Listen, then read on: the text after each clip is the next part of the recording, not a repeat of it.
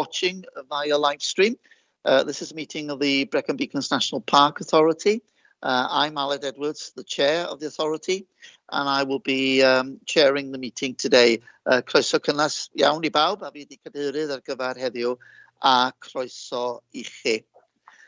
Gadewch I ni fynd yn union syth, so let us go straight away to the issue of correspondence. And as far as I'm aware, there are none.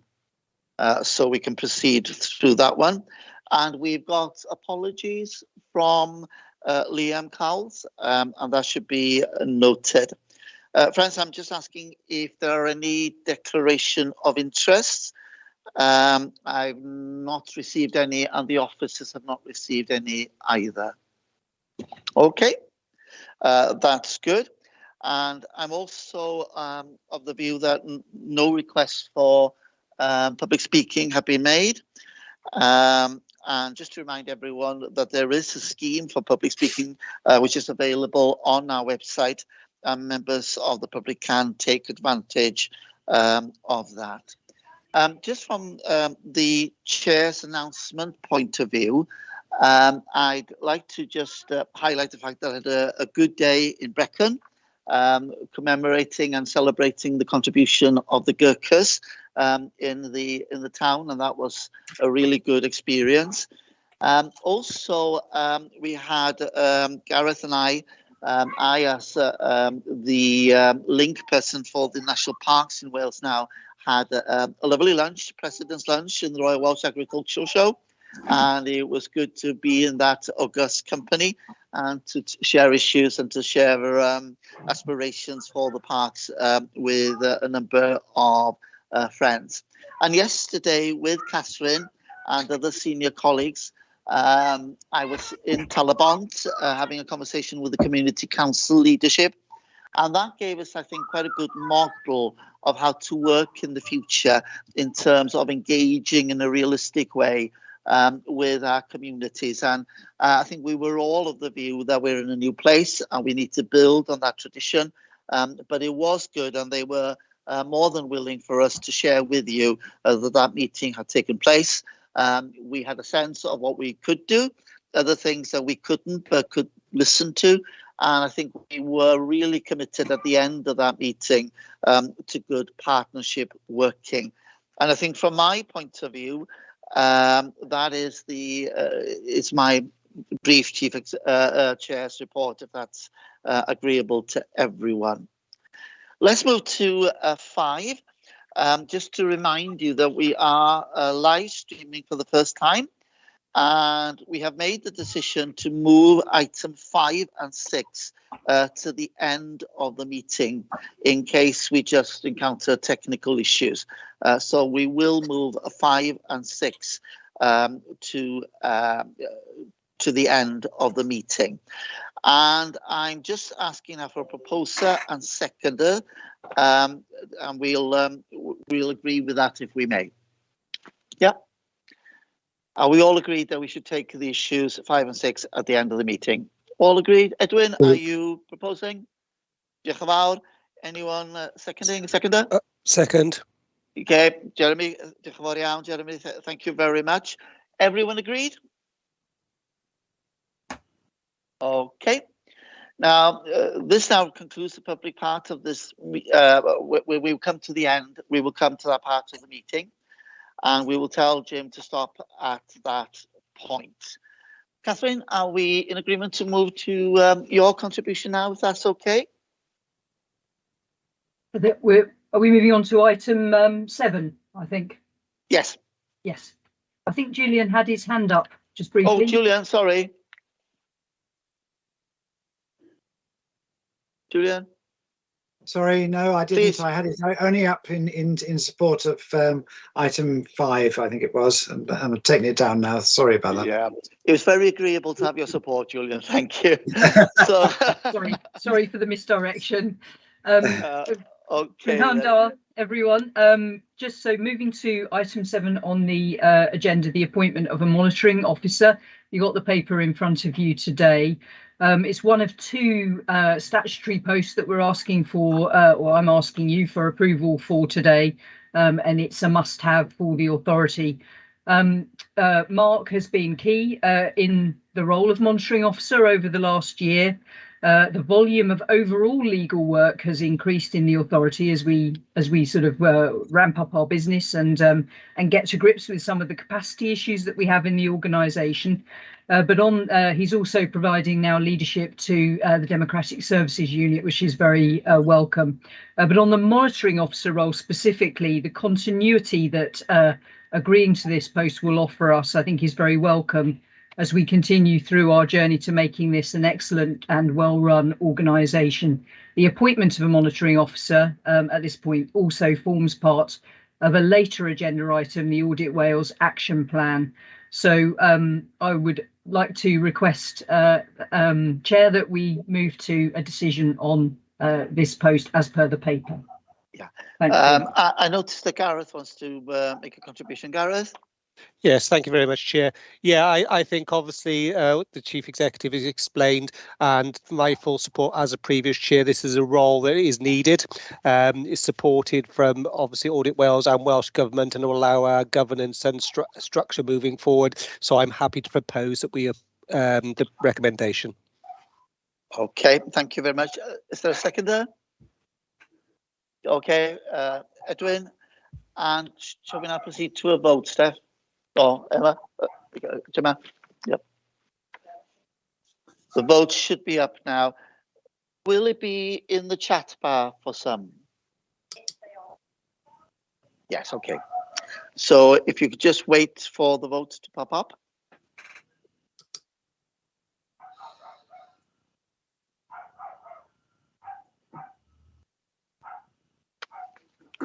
Okay.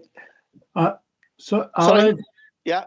Sorry, Peter. It is. I've had to join as a guest. I couldn't get in the normal route, so I can't see any vote for on the screen or on the chat bar, if I'm honest. But I'm for it anyway. I'm okay. Yeah. That's okay to put verbally. Okay, Mark, can we have clarity from you on that matter? Thank you, Chair. Yes, the vote has been clearly indicated as the way of the vote is indicated. So yeah, there's no issue in recording that vote. Thank you, Chair. Thank you. Just to say, Chair, that I don't receive the vote. I didn't receive the votes in Planning Committee either last week. I think I'm going to have to get some IT support, but so my vote will probably not be coming up, but obviously take account of that. If we in a position where we need my vote, then I will offer it in another way. Right, Julian, we'll be in touch after the meeting and we'll get that fixed for you. Okay, thank you for flagging. Yeah, thank you.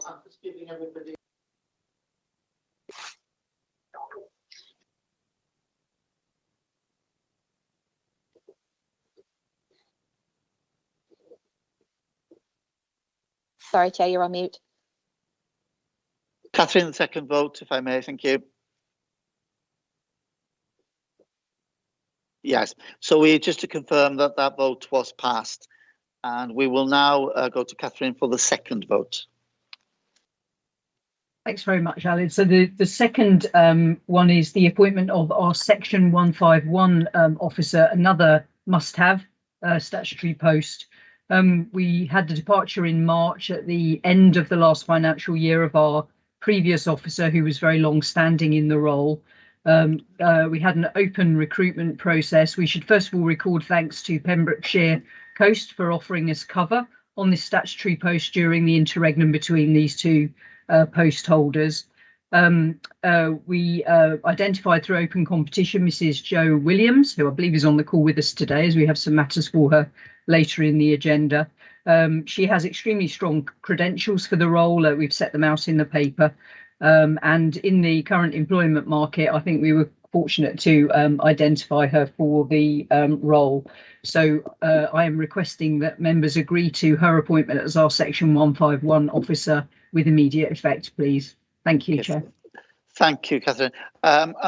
Hugh, have you got a point to raise? Gareth?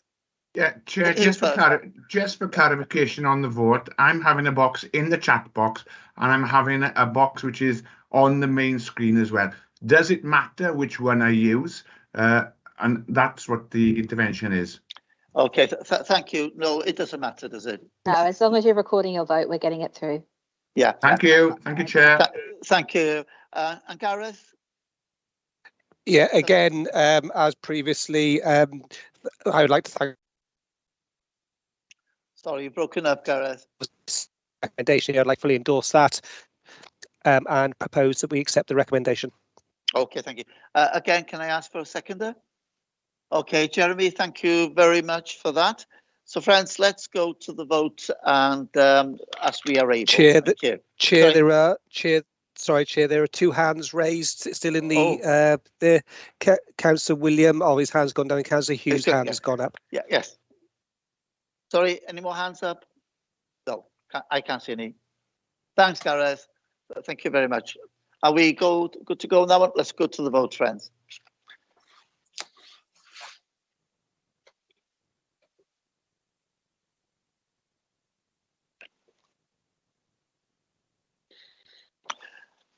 And I'll give us 10, 9, 8, 7, 6, 5, 4, 3, 2, 1. And the vote is completed. And can we have an outcome? So that was 4. And can I congratulate both Mark and Joe? It's good to have you remaining and being with us. And that's really apt, Joe, because we're now about to go to you for the draft annual accounts, which I am much relieved by. Thank you, Joe. Over to you. Thank you, Chair. Good afternoon, everyone. Pranam Da Pau. I'm not going to go through, excuse me one moment.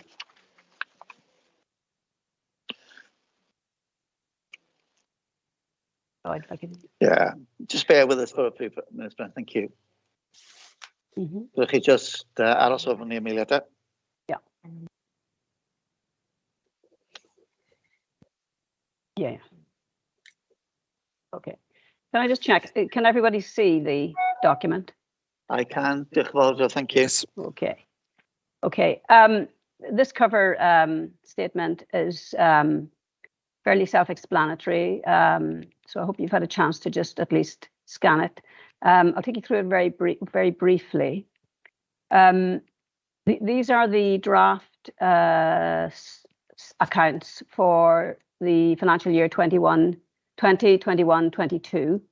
That is last year. They're unsigned at the moment, but as you will see in this cover document, they will be signed by me now that I am appointed before the 8th of August, when they'll actually be published on the website. The first few paragraphs, section 1 and 2, just give you some overall information about them, including what I just said. Section 3, really, I'd just like to draw your attention to, because that is a brief summary of the main content of the statement of accounts. After the narrative report, which covers, gives you, as it says, narrative on the context for the financial year and the position of the authority as compared with the budget. After that section, then we have the 4 key financial statements of the accounts. The first being the income and expenditure account, which is supported by the notes that I've mentioned there for you. There are quite a few notes, and there is a particularly large one, I guess, at note 1. This relates to a requirement of the statutory rules that require the local authorities' accounts to reflect the funding aspect as opposed to the accounting aspect only. And so there is a reconciliation that has to be made between those two bases. That's the subject of note 1. The balance sheet then follows, and that is, again, like the income and expenditure account, that shows the comparatives for last year. And just a note on that, or a point on that, as regards the those statements, last year's accounts were actually restated in order to have correct comparability between the 2 years. And I can mention that again and answer any questions on that if you wish to raise them later. The statement of movements and reserves, that is the next key statement that shows you the change in the revenue reserves, the earmarked reserves, and the unusable reserves. And that is, again, a document that's presented for both years. And then the cash flow statement, this is probably the most straightforward of the financial statements that's presented. It shows you the change in the cash balance between 1 year and the next. So I would just like to say that I am confident to sign these accounts. I'm confident that they have been prepared carefully and that they are complete and accurate. I think they do allow for good comparability, and as I mentioned, there have been adjustments to last year's figures in order to achieve that. The primacy of legislation is the particular principle that relates to the accounting versus funding matter that I mentioned earlier, and that is properly presented in the accounts. And therefore, I am confident as regards the records that they've been prepared from, that they are robust, and that any estimates or judgments that have been made carefully. And so I would recommend to you that you accept these. You're just noting these for information today, but I will give you my my opinion that they are sound and very much worthy of being published at this stage. Although, of course, they are subject to audit, which is clearly marked on the statement. If you would like me to focus on any of the actual items in the next document, which is the statement of accounts itself, there are some 60 pages there. I will do that, of course. There is a contents page, which hopefully helps you navigate your way around the document. But please, if you do want to raise any questions with me, it is probably better that I just leave it at that, and I'm more than happy to answer those for you. And if I'm not able to give you the complete answer on that, then I can certainly get the answer for you after the meeting. Thank you. Are there any questions? Sorry, Chair, you're on mute. Are there any questions, friends? Thank you, Joe. Are there any questions?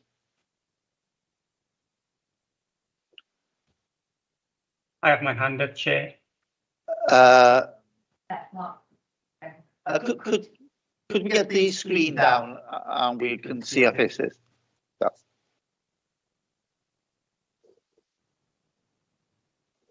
Yeah. Just to stop the share so I can see the screen. Oh, sorry. Yeah. Apologies. Yeah, don't worry. One Thank you moment. very much. Yeah. Oh, this one. All right. Yeah. There we go. Yeah. So, yeah. But please go ahead and ask your question. Thank you. MJ here. Yeah. Okay. I think that's an invite for me. Yes. Thank you. I'm Mark Jones, by the way, from Audit Wales. For anybody not familiar with who I am, just a quick comment on paragraph 2.2 of the covering paper for any members not familiar with the process. The second sentence might read a little bit odd. Maybe in the wrong order it might come across as, but it's for the National Park Authority to approve the accounts once we've audited them. So you receive the audited accounts and our report, and it's for you to approve or not approve them, but it's for you to approve them as a National Park Authority, and if approved, for them to be signed by the chair on the day and by the Section 151 officer. And the Chief Executive also signs various elements such as the annual governance statement. And it's for the Auditor General after that happening, so that has to happen first, is for the Auditor General to certify those statement of accounts. So where it says the Auditor General in 2.2, where it says the Auditor General approves, it's the wrong verb really. He certifies.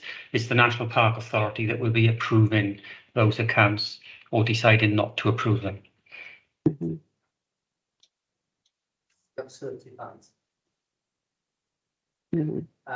Thank you, Mr. John, from the audit. Sorry, Chair, could you just, you're on mute. Oh, sorry. Yeah, I'm trying to. Yeah, because there's an echo here. Sorry about that. Yeah, so that is to go to certify. Yep. If you wish, yeah. Yeah.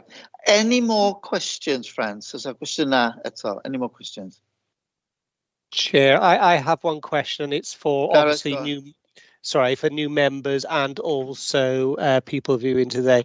It'd be helpful to explain the process where it follows after this. I'm happy with the report and obviously the process. So the scrutiny within audit and everything else, that would be helpful just to explain the steps that this paper will go through. It's not just signed and it's forgotten about. It is a couple of steps after this. Yes. Perhaps that'd be helpful. Yeah, the insight draft is presented here to the committee to provide the earliest opportunity to consider the document. Audit Wales are intending to carry out the accounts, audit September, as we've heard, and the auditor's statement will require approval by the authority in the autumn at the date to be confirmed on conclusion of the audit and then published in its final version. I think that's the explanation that I have. Thank you, Gareth. Any more questions? Are we ready to proceed on the basis that we understand? Anyone on something to mind? Okay, can I have a, how do we proceed with, do we have a vote again, don't we? No, we just approved it, don't we? Item 10. Yeah, so good, we're all in agreement then. Thank you very much for that. Okay then, we now proceed to 3 items from colleagues with Audit Wales. And I suggest with your leave, Mark, Philippa, and Nick will be with us and they will steer this conversation. We have the role of audit, sustainable tourist report and the audit plan. So what I suggest is that we hand it over to you to steer it as you wish. And welcome into our midst, Mark, Philippa and Selwyn. Thank you. Not Selwyn, Nick. Thank you. Thank you, Chair, and good afternoon, members.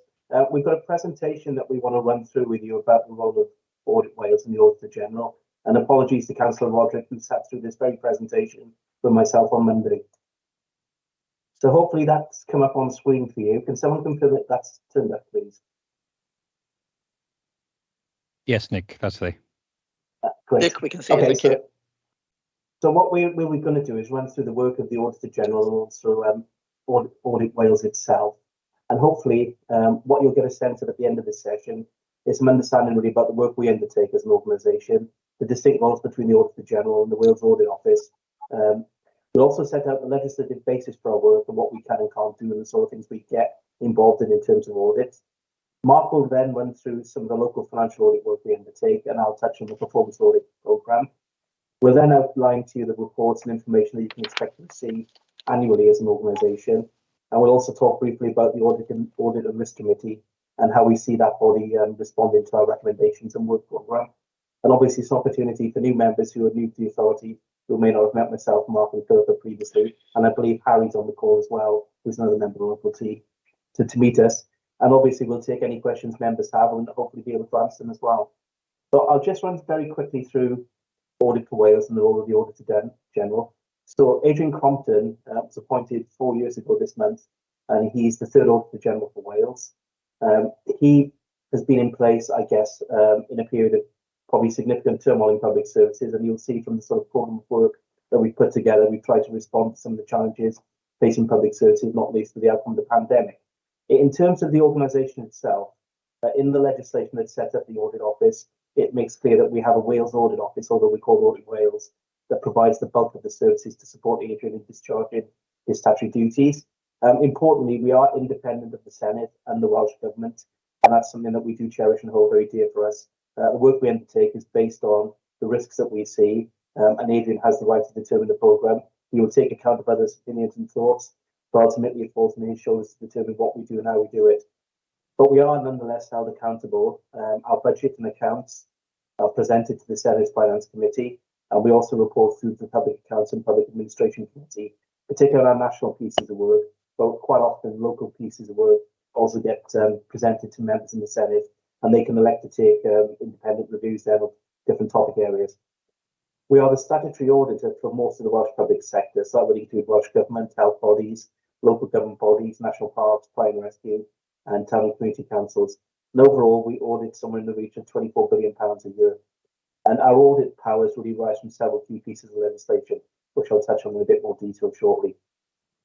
So Audit Wales itself is an umbrella term that we use to describe the work of the Auditor General, then the work of the Wales Audit Office. So coming together, that's what the entity Audit Wales is. And each has its own set of powers and duties. The Auditor General audits and reports on Welsh public bodies. Wales Audit Office provides the staff and other resources to enable him to do this. So as an organisation, Adrian's been very clear about what we want to do going forward. And we've really got three key aims. Firstly, to assure people in Wales that public money is being well managed and well spent.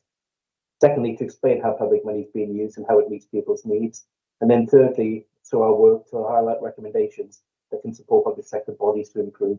And if you look at our annual plan and then the Audit Wales strategy, you'll see quite clearly that it's built around these three principles of assure, explain, and inspire. In terms of governance, we do have a board in place that's made up of 9 independent members, and that was set out in the Public Audit Wales Act in 2013. So the board's role is to really govern how Audit Wales uses its resources. And as I said earlier, we are sort of governed also independently in terms of scrutiny by the Senedd, who appoints an independent firm to undertake work on our accounts. But we also have to present estimates on our income and expenditure to the Senedd Finance Committee for them to approve annually. So our latest income and expenditure profile can be accessed on our website that shows how we plan to use the resources we have available. And ultimately, a lot of our work, particularly the local work, is based on a fee scheme, which we publish each year. So the critical thing about our fees is that we can only charge the cost of the audit. So we include an estimate in the audit plan, which we'll come to later, on what we believe the cost will be to deliver our programme of work. If we deliver under that cost, we will provide a refund. If it's over, we will charge the additional work. So the principle is that we only charge for what we have to do. As I mentioned earlier, we have a number of key powers and duties that sort of set out how we must approach our work. And probably the one that covers the bulk of our activity is the Public Audit Wales Act. So that provides us with a duty and a responsibility to undertake national pieces of work looking at local government in Wales. And we deliver usually 3 studies a year under our programme. It also provides the remit for our financial statements work, which Mark will talk about in a bit more detail. And then critically, it looks at how public bodies are putting in place arrangements to secure value for money by being economic, efficient and effective. And really the VFM side of things is picked up both in our local work, but is also fundamental to our national programme of work. The other key piece of legislation which is relevant to national parks is the wellbeing of future generations. So you're one of the 47 or so bodies listed in the Act that have responsibilities under this legislation. So within the Act, it sets out what the Auditor General must assess. So we look at how you're delivering your work in accordance with the Sustainable Development Principle. Importantly, we only report once each Senate term nationally on the work, and our next report is planned to be published before 2025. So we published one just before the last Senate election, and our intention is to publish an update just before the next one. Then in terms of how we operate as an organisation, we have a code of audit practice, which sets out the standards that we comply with in delivery of our work. Many of these are based on international auditing standards and accounting standards. But the key thing, I guess, for this committee to pick up is we've got 4 principles to really underpin our work. Firstly, we want to ensure that we're public focused, that we really focus to our audit work on things that matter to the public and are of public interest. Secondly, we want to ensure our work's independent. It must be seen to be independent, and that people can have confidence that we're not being influenced unduly by anyone in terms of what we do, how we do it, and more importantly, what we find. We're always keen to ensure our work is proportionate, that we don't get in the way of organisations delivering the many services they have responsibility for. So we will shape our programme of work to be as make as minimal impact as possible. And then finally, we do see ourselves as being very accountable. We know we have funding made available by the public for this. So it's important for us to be able to demonstrate how we are spending that money and spending it wisely. And the Code of Audit Practice, if anyone's interested, can be accessed on our website as well. So that's publicly available. So in terms of the bulk of our work, we've got sort of 3 sectors we want to run through. And I'm going to hand over to Mark now, who'll talk through the financial audit side of things. Then I'll pick up the other 2. Mark? Thank you, Nick. Mark? Yeah, thanks, Nick. Yeah, the first area here is just the distinction between ourselves as external audit and internal audit. I'll start with internal audit briefly. That's a requirement as a public body. You do need that role, and it tends to be on one of 3 bases across public bodies. Either they're employees, they're in-house. There's shared services. There are some councils, for example, where there's one function across 4 or 5 councils. So they're typically employed by one council, but there's a shared service.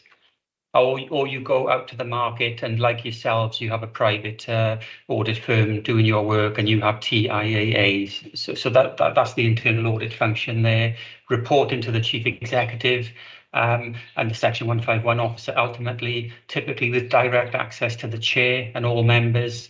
Important controls in having that direct access, and they are working on principally your internal systems of control, and they'll agree their programme of work with the organisation, typically through your audit and risk committee. So that's internal audit. In terms of external audit, you'll never have employees as external audit. I know that's probably stating the obvious, but we are external to your organisation, and as Nick has been touching on, a huge chunk of our work is legislative-based audits. They're audits that we must do under the legislation. There's stuff where we can do on a discretionary basis as well, and I'll split that into 2 areas. There's national studies. That's consulted on quite widely, so with public bodies and so forth, and the Senate is consulted on quite widely, but ultimately it's the Auditor General's decision as to what pieces of work he works on and typically reports on. And then there are the local studies, and the local studies where there's discretion, that would be conversations much more with the organisation, with the National Park Authority.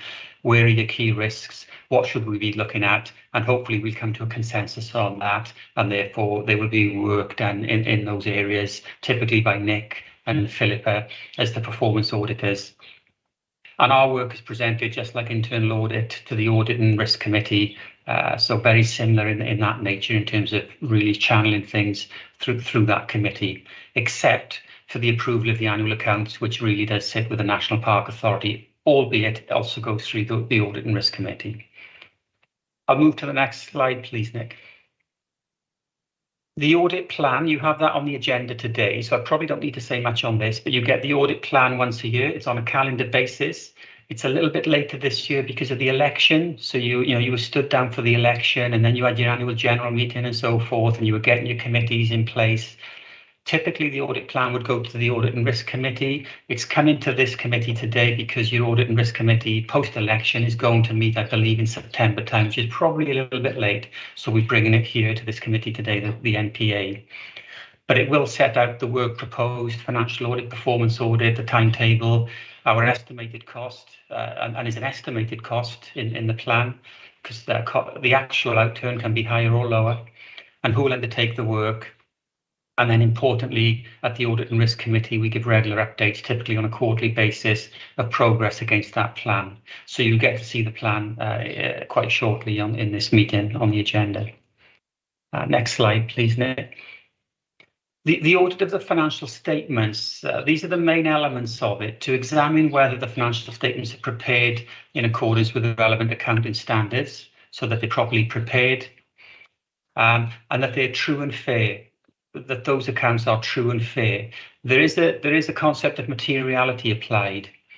If we didn't have that concept of materiality, in reality, we'd have to audit all of your transactions and balances, and it'd be an incredibly long and expensive audit. So there's materiality applied, whether it's public sector or private sector audit. Your materiality is 2% of gross expenditure. So at the moment, we've assessed it to be £125,000. So that's the level of materiality for the national park. There are 2 areas where we set a far lower materiality. Related parties, your accounts disclose related parties. Some of those related parties may relate to some of you, relating to you or your close family or any dependents. The materiality on those is £5,000. And our biggest risk is not auditing what's there, it's auditing what needs to be there, might not be there, called a completeness risk.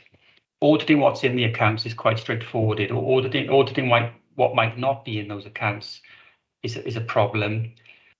I'll give you a quick example. If we don't get declarations of interest from all members and all senior officers, that's a problem, because we can't judge on completeness of those disclosures.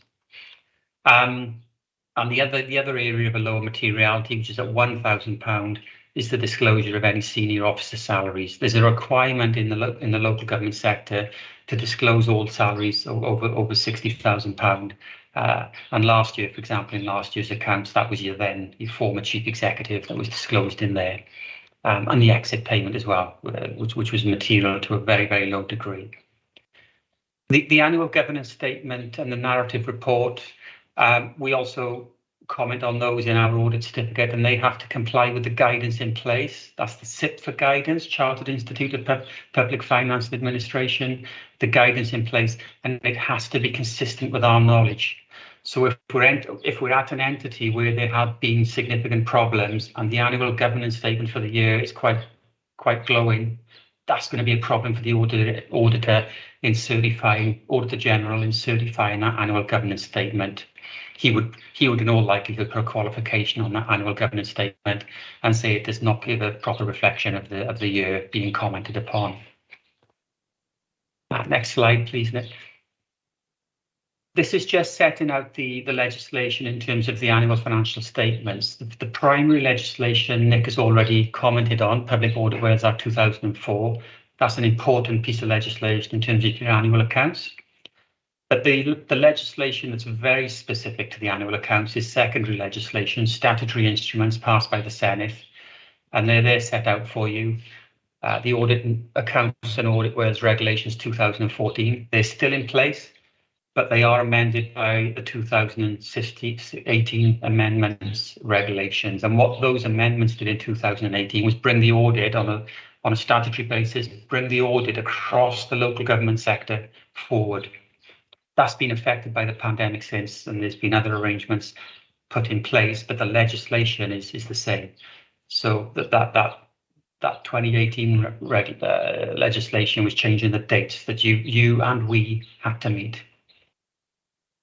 And next slide, please, Nick.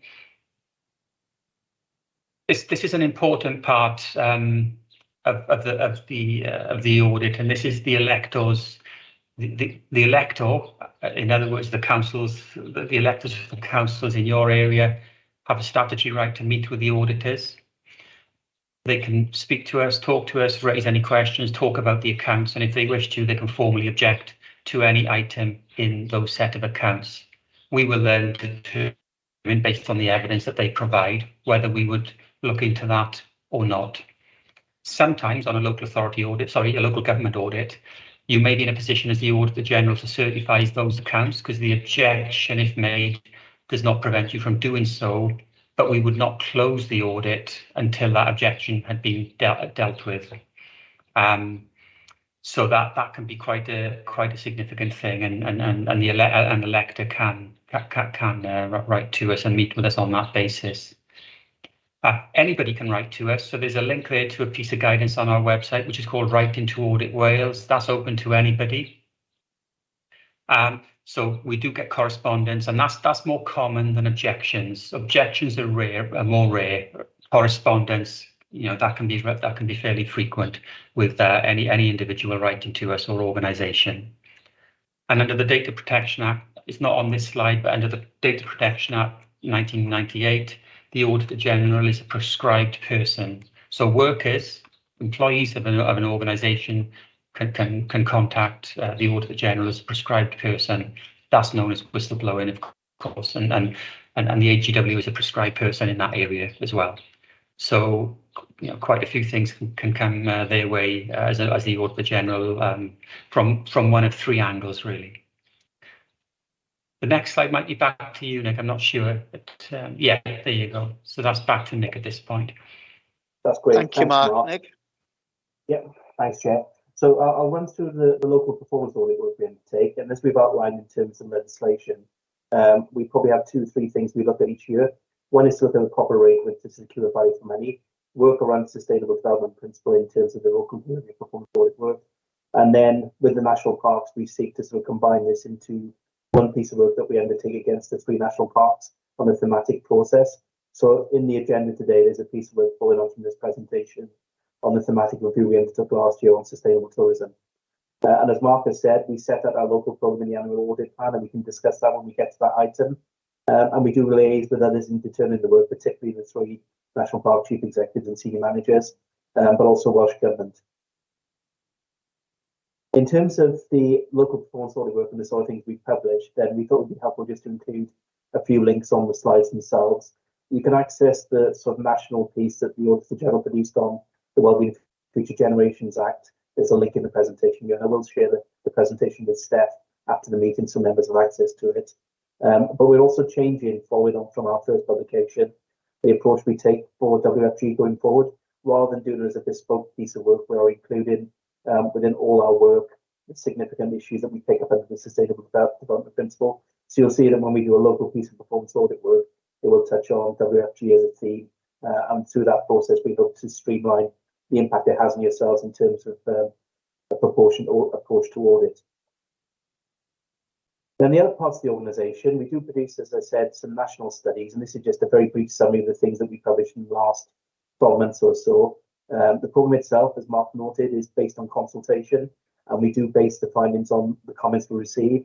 Ultimately, the Auditor General signs it off, but it's very rare that we move away from the themes that come back very strongly in the consultation. So in this year's programme, we're currently delivering 3 pieces of work, one looking at the impact of poverty, one looking at social enterprises, and one looking at community resilience. And in the last 12 months, we produced reports on direct payments for adult social care, regenerating town centres in Wales, and joint working between emergency services.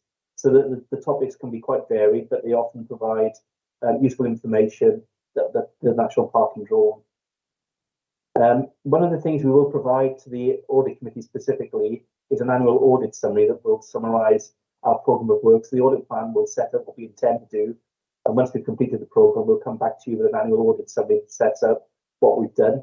It won't be the full detail of all the work, it will be a brief summary that captures our key conclusions and findings, and also links to some of the wider national work we're doing, which will be of relevance to the committee. We'll also provide information on the work of other regulators.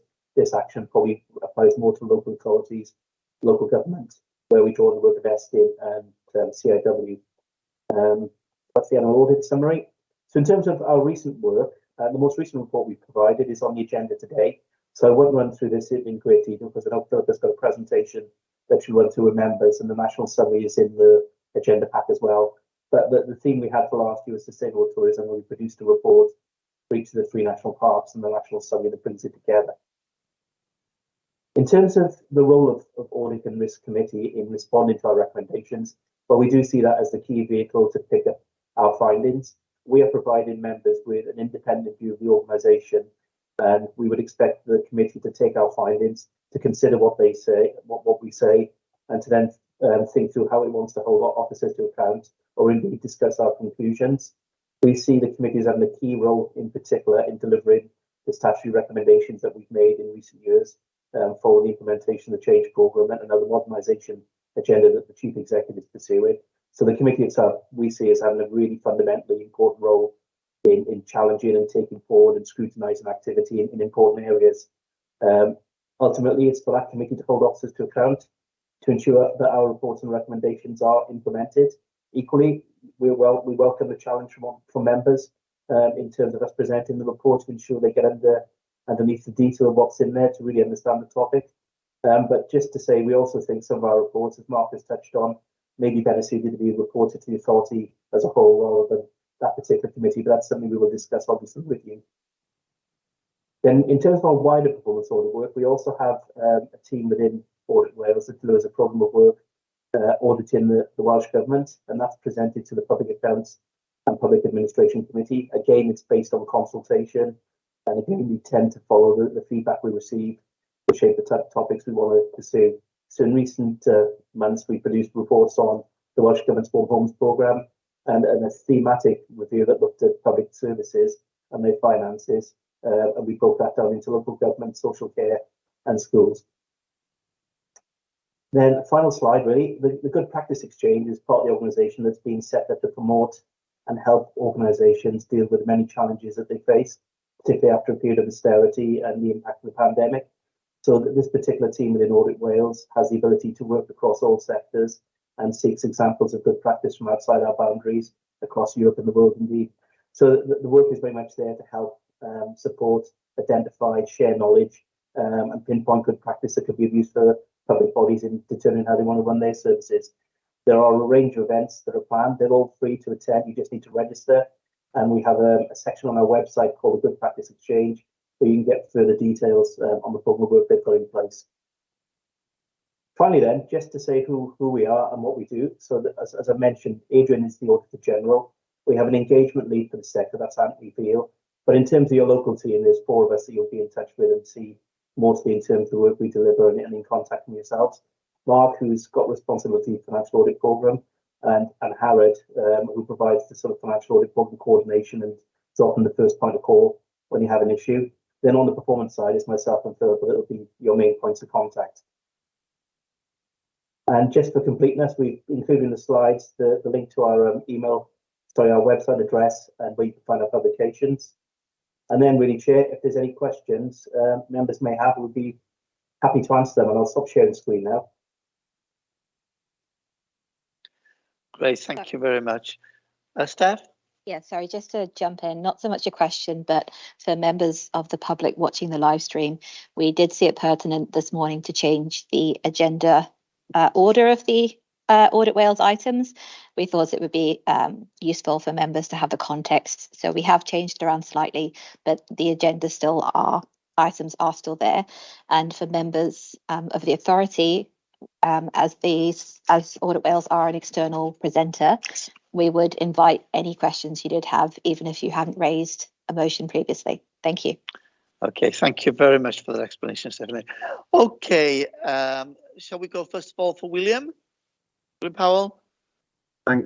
Thank you, Chair, and thanks to colleagues from Audit Wales for their presentation. I think it was certainly the right thing to do to reorder the agenda, so you've got the overarching sort of context setting of the work of Audit Wales and the wider mission. So I welcome that very much. I've recently been elected by colleagues within the authority as chair of the Audit and Risk Committee, and look forward to engaging with that really important agenda that we face as an authority in the coming weeks and months, and to engaging with the topic, preparing for our September meeting and the ongoing work that needs to go in week out in that regard. Just a couple of brief questions from me, if I may, and that is to what extent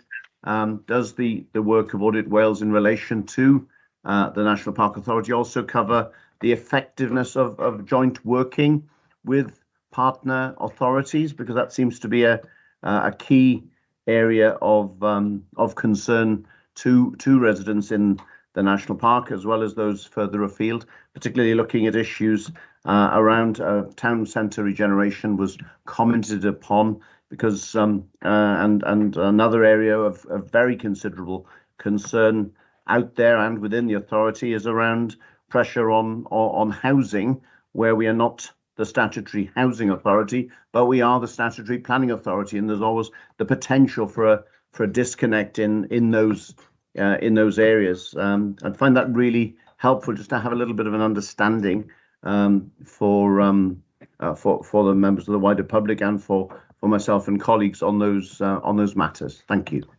Thank you very much, Councillor William Powell. Nick, Mark, yeah. I'll pick that one up, Chair, if that's okay. No, thank you for the question, and good to meet you, Councillor, and we look forward to working with you on the Audit and Risk Committee. In terms of partnership work, it is identified as one of the key themes in the Wellbeing of Future Generations Act. So we do look through all our work to understand how the National Park collaborates, integrates, and works collectively with other organisations, particularly public bodies, that you correctly point out you have to work very closely with on areas like housing. So it's something that is fundamental to our work. And the presentation that Philippa will run through on sustainable tourism is very much about how you work with others and how you sort of influence the agenda to get the right results for people who live within the national park, but also sustain and maintain the national park's ecology and biodiversity. And in terms of housing specifically, we have a national study currently being scoped looking at affordable housing as a topic. It's something that will be run across all of Wales, who will pick up on the issues that are common to all parts of the country. It's looking very much at the Welsh Government's ambitions of 20,000 new homes under this Senate administration, and whether there are systems, processes, funding, resources in place to enable that target to be delivered. So that issue is very much on our agenda as a topic and something that we do pick up quite frequently. I'm happy to share the contact details for the officer dealing with that if members would find it useful. There's no doubt he would find it information on your particular views really useful to sort of shape the scope of it. Thank you very much, Nick. Councillor Gareth Ratcliffe. Gareth? Yes, thank you very much. And thank you, Nick, again for your presentation and excuse me, officers. I think I just want to highlight to members some of the comments that Nick made there. And I'd like to thank Nick and Philippa for their support over the last 18 months, 2 years as we progressed. It is clear that obviously what Nick is saying, that working with Audit Wales, we can move this authority forward. So I just wondered, Nick, if there's any comments you'd like to make, as this is a new authority to assist us in ensuring that our best practices are followed, and that'll allow us to move forward quicker going forward and from experiences previously learned. Thanks, Gareth. Yeah, I mean, I think we all know the issues that have happened in the last 12 to 18 months now. I wouldn't wish to repeat those. I think the way we're doing it is that you're now starting to put in place the building blocks that will hopefully turn the corner for you to progress to the time when we have to spend, I guess, less of our time undertaking work on governance, which is not something we look forward to do, but it was a necessary piece of work that was required at that point. I know that on the agenda you have the Audit Wales Action Plan, and Catherine has kindly shared that with us, and we have provided comments, and we're fully aware of the work program we put in place. I think the issues you're focusing on, the things that Catherine has highlighted and colleagues within the National Park are taking forward, the right things that you should be looking at. I think, there's a recognition this is less about the change program now, more about how you as an organisation, and I think the benefit of drawing on Gareth's point about a new organisation, a new cadre of members, have an opportunity to really set your stall out in the next 6 to 12 months and put in place those key building blocks to make the progress we all want to see happen. So, at this point, we are pleased with the progress being made. We think the work with Welsh Government that you've had has been really good. I think Welsh Government has been very supportive, given the direction that was needed from the Minister. It's just a matter now of making progress on delivering those actions. And hopefully when we come to check progress in the winter, things will be in a far better place than they were last year or the year before. Thank you very much, Nick. I can't see any more hands. Are we good to go, friends? Okay, great. Nick, Mark, Philippa, just to echo and reiterate what Gareth has said, it's really good to see you again. And thank you for the steer that you've given us. And we really do look forward as an authority to working with you. And thank you for your presentations today. I'm sure we find it really, really inspiring, and it gives us a steer for the future. So thank you three. It's good to see you. Diolch yn fawr iawn. Thank you, friends. Okay, then, according to my agenda, I hope I'm right, Audit Committee membership. So over to you, Mark, if I may, so you can give us a steer, because we need to appoint 3 members. Sorry? Sorry, Chair. We've still got 2 more items for Audit Wales to present. Okay, I believe sorry. I'm being keen. Yeah, sorry. Yeah, sorry, Nick, I was too keen. Thank you. That's okay, Chair. Yeah. I didn't want to steal Philippa's thunder, because she put the presentation together and we'll be going through the detail. That's okay. If I can ask Philippa just to share screen, we've got a very short presentation just on sustainable tourism. Yes, thank you very much. That's okay. Yeah. It's Friday. Has that arrived now? Sorry, the slideshow. That's brilliant. Brilliant, lovely. Philippa, over to you. It's good to see you. Thank you, Aled, and hello everyone. Prynawn da. I'll just do the introduction, Chair, and then I'll hand over to the more substantive part of Philippa. So this piece of work, as I noted in the previous presentation, was undertaken against the 3 national parks. We looked at sustainable tourism. Can you move on to the next slide, please, Philippa?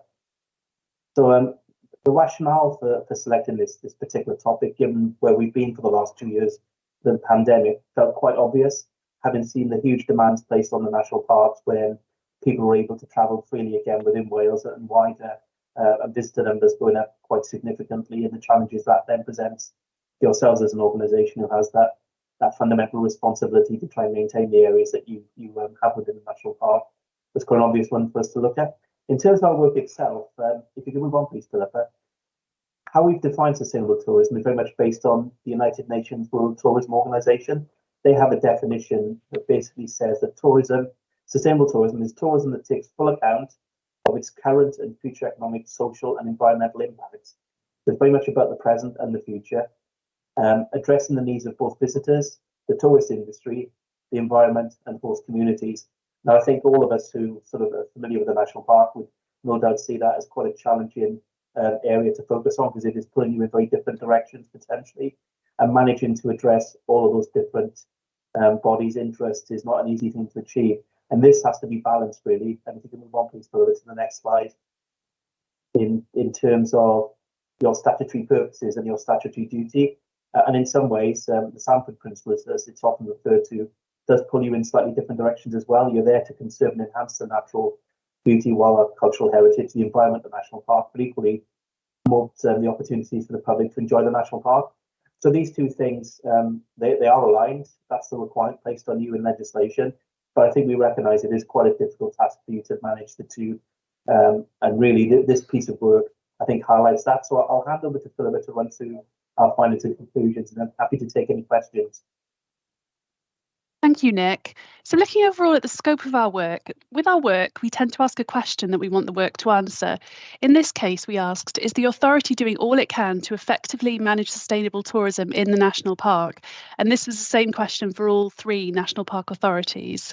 Under this question, we had 3 main themes, which, as you can see, were a strategic approach. So what's the authority's vision for sustainable tourism?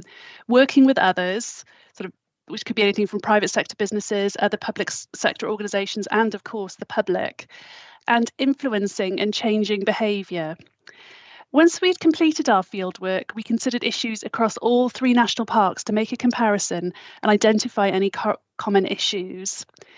So the overall conclusion we reached for Brecon was that while Future Beacons contains an ambitious agenda building on existing partnerships, the authority will find it hard to deliver this vision unless it effectively targets resources, builds capacity, and successfully influences behaviour to manage the impact of tourism.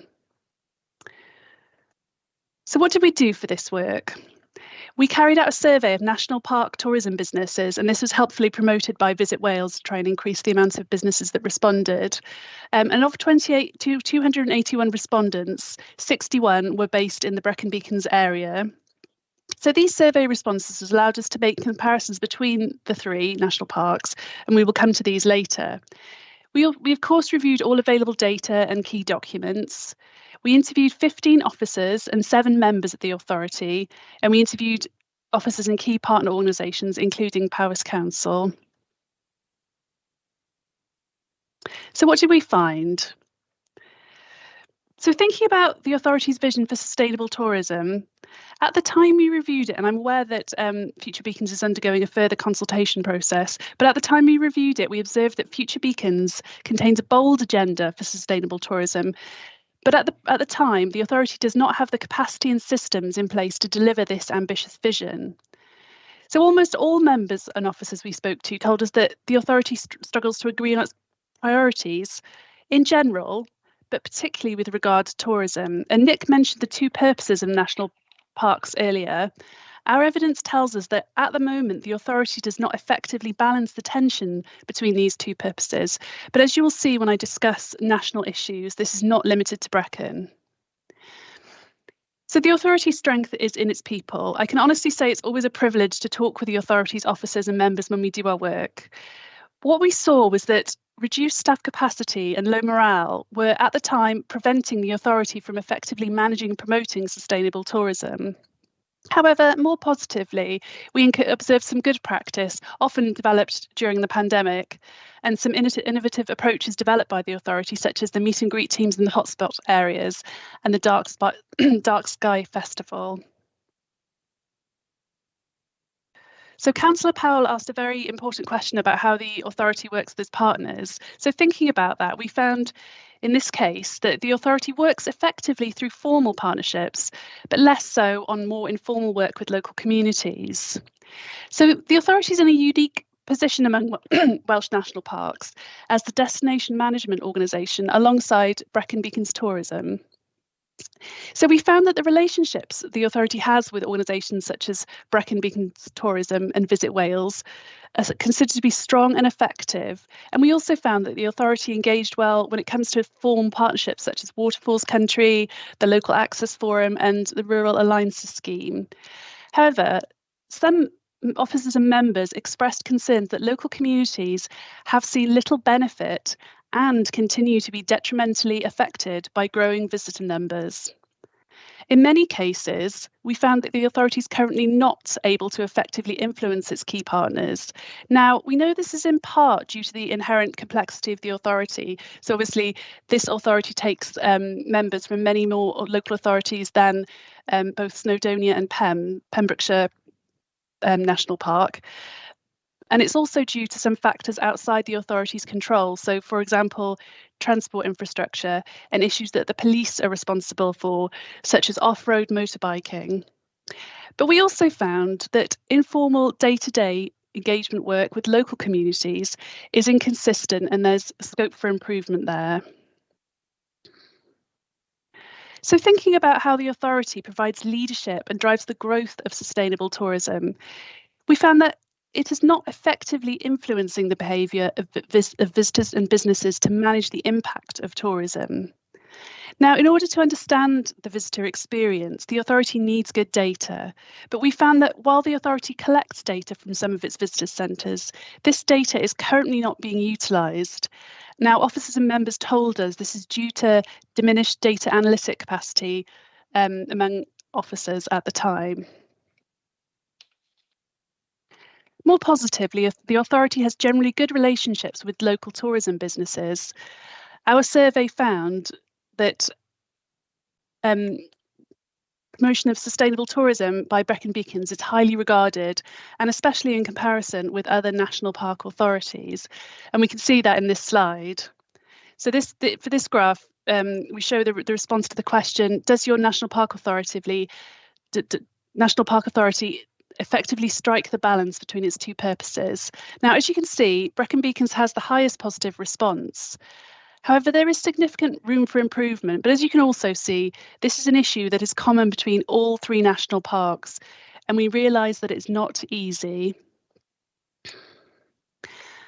Looking at some more of our business survey findings, we can see that only 21% of survey respondents believe that the authority is good at communicating the importance of sustainable tourism to the public.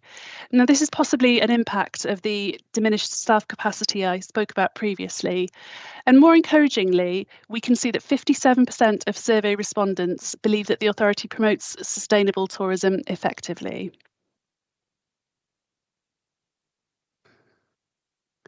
So as I mentioned previously, we carried out this work in parallel in all three national park authorities in Wales. This allowed us to identify common issues, some of which may need tackling at a national level.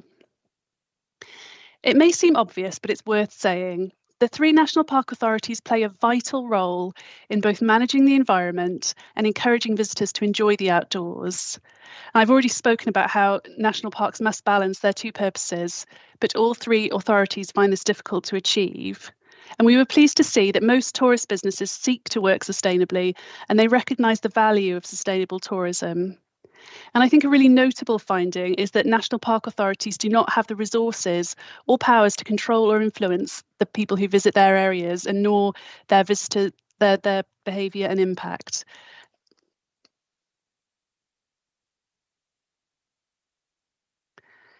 So looking at our recommendations, we want, number one, thinking about the vision of sustainable tourism, we want the authority to agree on a shared vision of sustainable tourism, which has been developed through the full involvement of relevant stakeholders. And as I mentioned, I'm aware that further consultation on future beacons is happening, so that's a great opportunity to do this. We need the authority to look at the current staff capacity and then add in any additional capacity that you'll need to fulfil the ambitions of future beacons, and particularly in specialisms such as data analysis and communications. Building on the good work that's already been done, you need to focus on business engagement to really influence your stakeholders, and in particular to influence the behaviour of visitors. So that concludes our presentation on sustainable tourism work, and Nick and I will be happy to take any questions. Thank you very much. Diolch yn fawr. Philippa, that was fascinating. Thank you very much for that. That's a really useful. Friends, are we okay to have questions now for Nick or Philippa on that one? Unrhyw gwestiwn na? I see no answers. I can't see any. Okay. Sorry, Chair. Sorry, William. William, sorry. I didn't mean to ignore you, William. Thank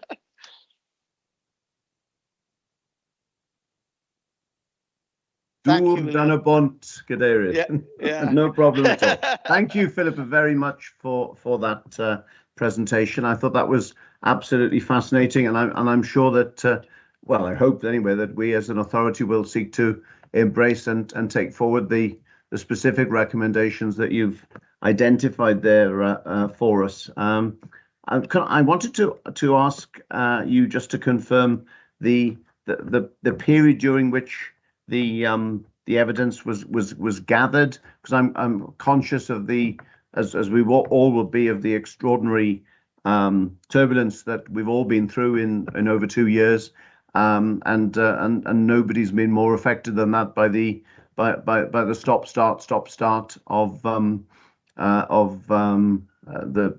the public health restrictions and so on, and also the limitations that we have had as an authority in terms of our risk aversion, in terms of engaging with people and even being visitable in any sort of accessible to support. So those are my questions. I would also just, if you'd indulge me, Chair, just pay tribute to the limited but perfectly formed tourism resource that we do still have as an authority, because I'm sort of the day before yesterday's man in terms of being a member previously of the authority when we had a deeper tourism squad, and part of that was made possible by the Interreg programme, and the Rural Alliances programme that we had at that time, and that nurtured so much of what you as Audit Wales are now telling us to do again, and we must do so in terms of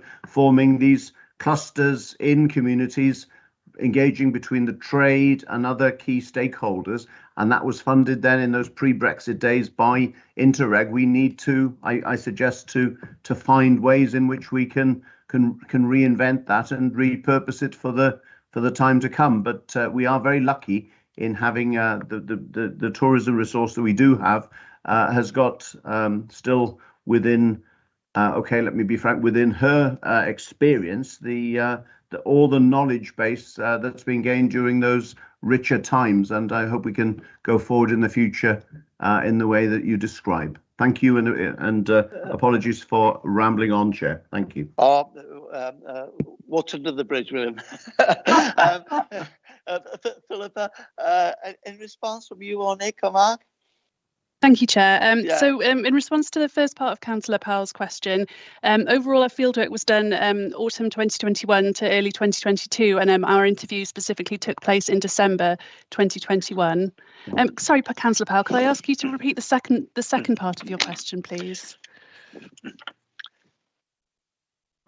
Yes, it was in relation to the way in which we can take advantage of engagement opportunities as we emerge from the COVID restrictions and gradually find our confidence again. And I reflected in my latter remarks about how we still have, fortunately, the learning that we achieved in the previous decade through the Interreg program and the local cluster groups that I'm sure you'll have been aware of in terms of the background to the study that you've undertaken. And I referred briefly to the Interreg program and the Rural Alliances initiatives that happened in the previous decade with support that was available at that time. Thank you, William. Philippa? Thank you, Councillor Powell. So I'd absolutely agree with what you say. Is building on those existing structures. And I know as part of our regular meetings with the Chief Executive, Catherine's been out and about, getting to know all the important players.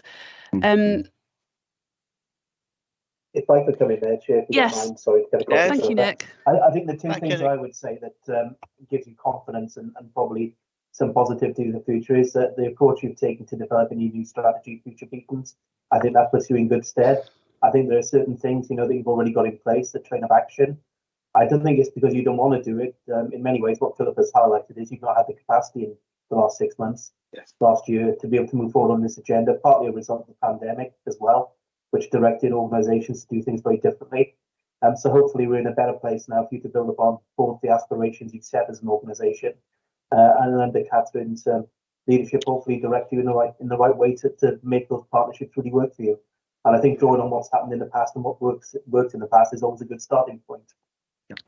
Thank you very much. Are we ready to move on to Edwin, Councillor Edwin Roderick? Diolch yn fawr iawn. Thank you. Diolch, Cadeirydd. Diolch yn fawr, Philippa. It's a can of worms, I think, to try and manage local tourism in our area. Mainly, I feel because we've got several what we would call honeypot features where the bulk of people go. The main one, of course, is Pen y Fan. On this instance, National Trust have been dragging their feet. I feel terrible regarding the parking situation there.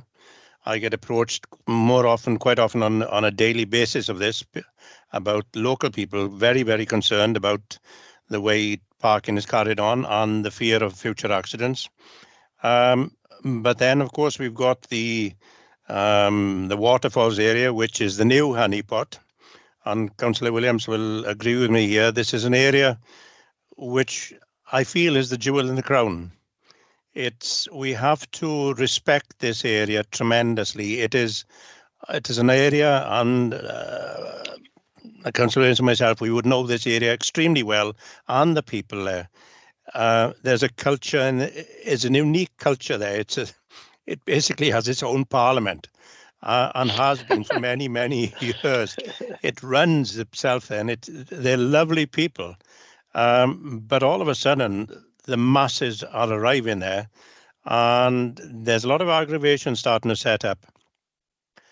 And we have partners there, but a lot of the problem is access and, of course, parking. And even ourselves regarding planning, we cannot afford to drag our feet to get parking there, to get the vehicles off the road, because it's an agricultural community and they're people, they have to live and work and play there.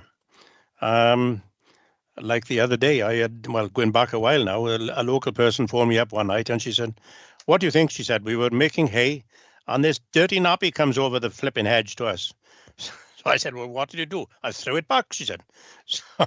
But they left for lunch. When they came back, there was 10 or 12 cars parked in the field, and they did not understand that they were in the process of making hay. So, that comes in education as well. But it is an area we really have to understand the people and the culture. And of course, we've brought this up many times within the park. There's the west of the park, which again, there is so much to be seen. Again, that is education, but to get people away from it. It's the social media, I think, which does most of the marketing for us. And I feel in some ways we must, like Eryri done a while back, they stopped promoting the park in all aspects, except it was done by social media because they could not cope with it all. and we are in fear of doing that. We must be very, very careful. Yes, and there are areas there which need large investments of money to get it sorted out. So, like Councillor William Powell, my apologies for rambling on as well, but there's a lot to take in on that area, and we have to handle it very, very carefully because we don't want to see that area spoilt or the people. Thank you. But otherwise, lovely, great presentation. Diolch yn fawr.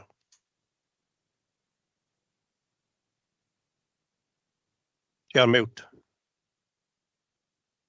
Yeah, just asking, Philippa or Nick, do you want to respond to that?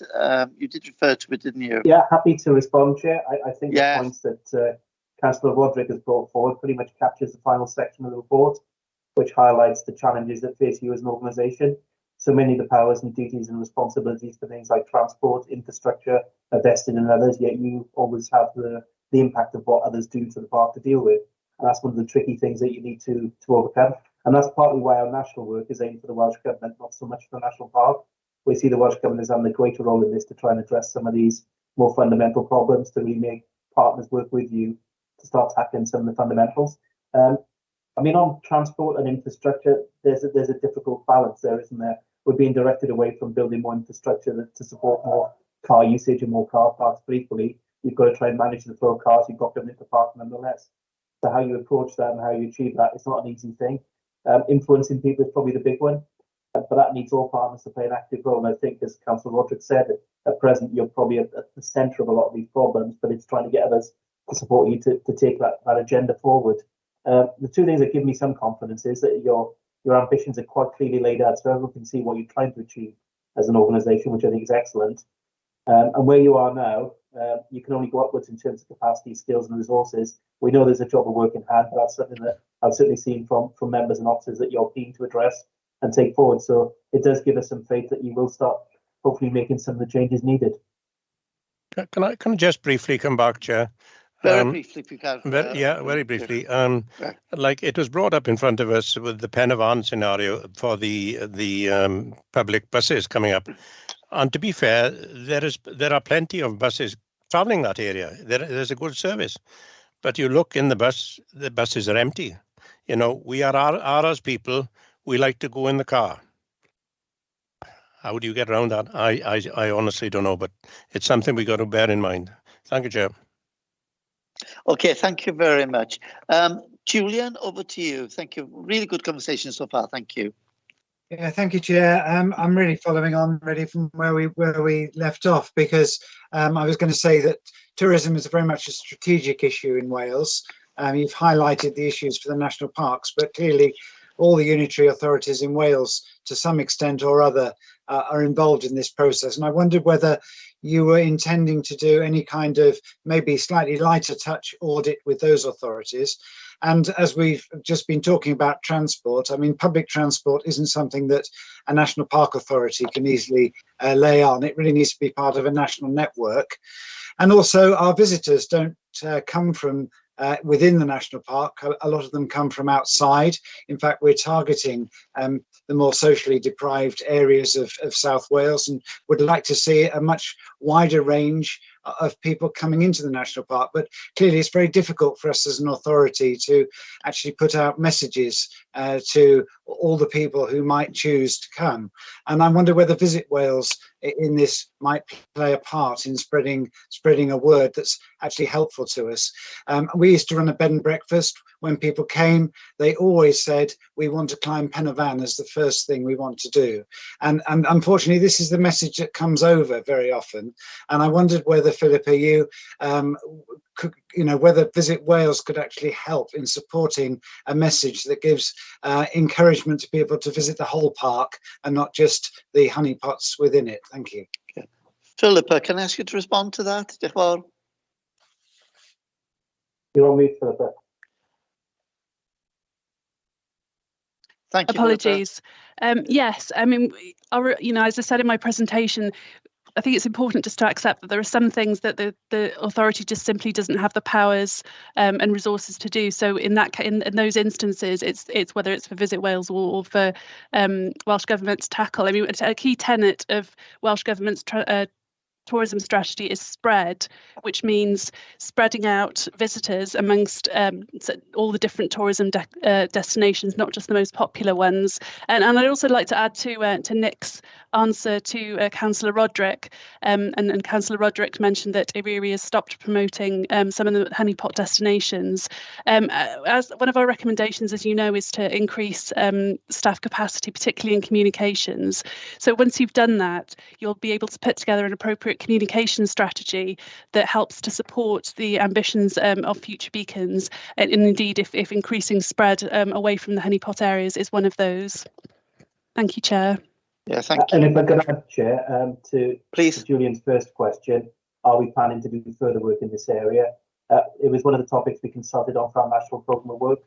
So one of the things we are looking at doing is a follow-on that would pick up on the role of Visit Wales, Welsh Government and the local authorities in this space. Yeah, thank you very much. Friends, I don't see any other comments. Can we come to the last item, the audit plan? Over to you guys again, if that's okay. I can't see any more hands up. Diolch yn fawr. Thank you. Thanks, Chair. I was going to say a few brief points and then hand to Nick on the performance audit content. Obviously, we explained our role earlier, so some of that is at the start of the audit plan, and that would have been covered. In terms of the financial audit, a few brief points. Exhibit 1 is quite important. It sets out some of the risks in terms of that audit of the accounts as they currently stand. So I wasn't going to go through them one by one, but I'll take any questions on Exhibit 1 and any points in there. Yeah. Exhibit 2 sets out the audit fee. We also got a link to the fee scheme. That's a fee scheme that's approved annually by the Senate's Finance Committee. It goes through that process. So the fees there, you can see what the fee estimate is. And again, happy to take any questions there. And then there's the timetable at Exhibit 5. Joe Williams said earlier that the accounts are being signed and published on the 8th of August. They're open. The accounts are open for inspection then, by your electors. And but Exhibit 5 makes clear that we're starting our audit main thrust in September. There will be some audit work in August, but it'll be quite light. And the main thrust of the audit will be in September. And the aim is to bring it to a Park Authority meeting in October. I haven't checked whether you have a meeting in October, but the aim is to bring it to the MPA in October for your consideration and approval of those accounts. So I'll stop there and pass to Nick before and then we'll take any questions then. Thank you, Mark. Over to you, Nick. Thank you, Chair. Very briefly, in terms of performance audit work, we are looking to do 2 pieces of work this year. One, we are going to be running with thematic across the 3 national parks, looking at how you're approaching income diversification. We know that as you have an ambition as an organisation to grow your income base, to find new streams of funding. We're going to draw on some of the work we've done in other sectors to hopefully support you in that journey. And the second piece of work, which I alluded to in the first presentation, is really following up on progress in addressing our statutory recommendations, which we plan to undertake again in November, December time. The fee, as Mark said, is set out in the plan. The fee for performance audit work has gone up in the last 2 years, partly a reflection of the additional work we've undertaken on governance. So if things change and things improve, then we would anticipate that fee coming down. But happy, as Mark said, to take any question members may have. Okay, Ilda, oes a cwestiwn any questions, friends? Thank you, Nick. I can't see any hands. Can't see any. Okay, then. Well, thank you very much. And as I said, we've all said consistently through this debate, many, many thanks to you all. And we're looking forward to working with you. Diolch yn fawr iawn, I bawb. Thank you very much indeed. Okay, then we'll move on to the Audit Committee membership. And we need to appoint 3 members. And I'm going to ask you, Mark, to give us a steer and explanation of that matter. Thank you, Chair. I'll just talk to the report. 1.2 is misleading. 3 members have been appointed in total to Audit and Risk. Yeah. Therefore, is a vacancy of 3. The chair, deputy, and 1 other have been appointed. In accordance with the scheme of delegation, that committee shall consist of 6 members, and therefore, in accordance with the standing orders, members are asked to self-nominate to complete the vacancies. It is a very important committee, as members will be made fully aware, and we need to appoint and complete those appointments today, ideally, Chair. Yeah. Thank you. Okay, Professor, and we've also got the assurance that it's an issue of audit rather than just finance. So, Stephanie, yeah. But if I could just jump in. So to clarify, we have Councillor William Powell as our chair, Councillor Liam Cowles as our deputy, and Councillor Simon Howarth. There are some restrictions on who can and can't sit on the on the Audit and Risk Committee. So I thought I would just outline those before we went into any self-nomination. So as it stands, the chair and deputy chair of the authority cannot sit. So that rules out our current chair and our current deputy chair. The chair and deputy of the planning committee are not able to sit. So that excludes Councillor Edwin Roderick and Julian Steadman. And then finally, the chair and deputy of the Finance and Performance Committee are not allowed to sit, which excludes Councillor Jeremy Davis and Councillor Peter Baldwin. Thank you. Okay. Friends, so can I ask for self-nominations? I'm trying to look at where the eye is. Who? Well, Chair, I think by a process of elimination, I will nominate myself, and I'll happily go on to the committee and join my esteemed colleagues. I'm fully anticipating that there will be great rejoicing. You will be well received. Would anyone else like to offer themselves and self-nominate? Chair, I can see that Councillor Andrew Davis has also got a hand up. Oh, diolch yn fawr iawn, Andrew. Andrew, would you like to say anything? Gair byr, diolch yn fawr iawn. Aled, can you hear me? Yes. Yes, good. Yes, thanks. Yes, I feel it important to sit on an important committee like this, and thanks for considering me. And yeah, I'll gladly take my seat there if I'm allowed to. Diolch yn fawr. Well, we've now got 2-part harmony in rejoicing. So, would anyone else like to offer? Thank you. Diolch yn fawr iawn i'r ddau chi. We're looking for one more, Chair. Yeah. Anybody not attending today? That you lot are evil. It looks like we will have to be content for 2 now, yeah? Thank you, Chair. Chair, in accordance with standing orders, where there's a nomination for the role, there's 3 roles. We've received 2 roles. There's no objections to any of those. Therefore, there's no requirement to vote on it. It can just be taken that those members are now members of Audit and Risk Committee. Yeah. Diolch yn fawr iawn i'r ddau ohonoch chi. Da iawn. Okay, then let's move on to item 14, which is the Brecon Beacons Audit Wales Action Plan. And can I ask you, Catherine, to take a steer on this for us? Yeah, thank you. Yes, and thank you to the members who've just been nominated onto the Audit and Risk Committee. Very important committee for us, as we say, and important backdrop to this particular paper. So you've got the paper in front of you with the recommendation to approve the action plan that has been put together. You'll be aware, all of you, of the important background to this piece of work, and that's in the paper.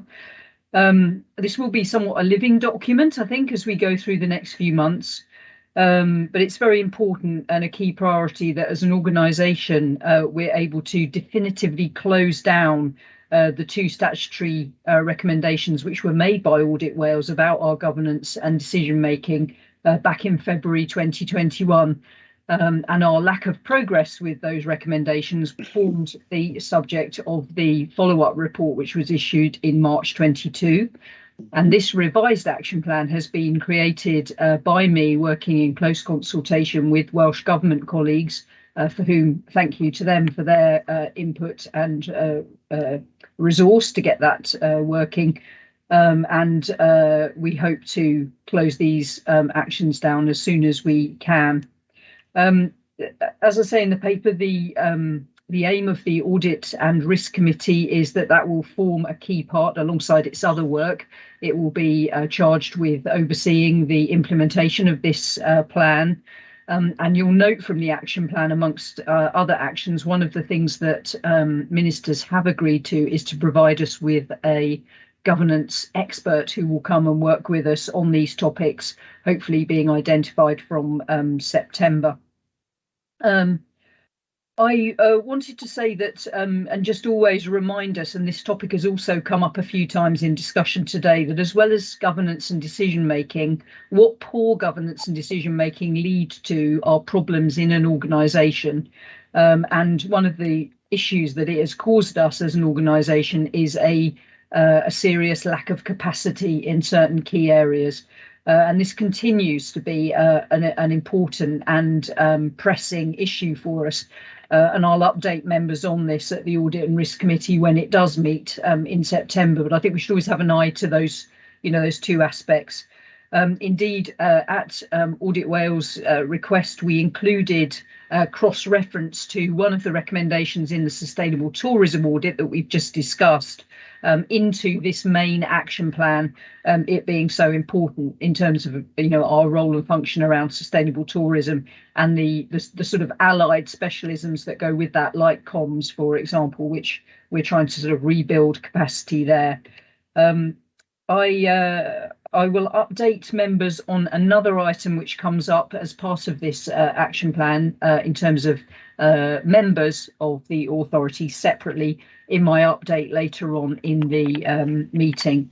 But generally, I just wanted to really commend this plan to you. I was very grateful to Audit Wales for their comments, for Welsh Government colleagues for all their input, and grateful for approval to take this plan forward, please, Chair. Thank you. Okay. Friends, any question? We've covered this in some detail. Are we ready to go to a vote, just to run the vote, or do we have any questions of Catherine? Okay. Chair, there's a hand up from Councillor Powell. Councillor William Powell, thank you, William. Thank you.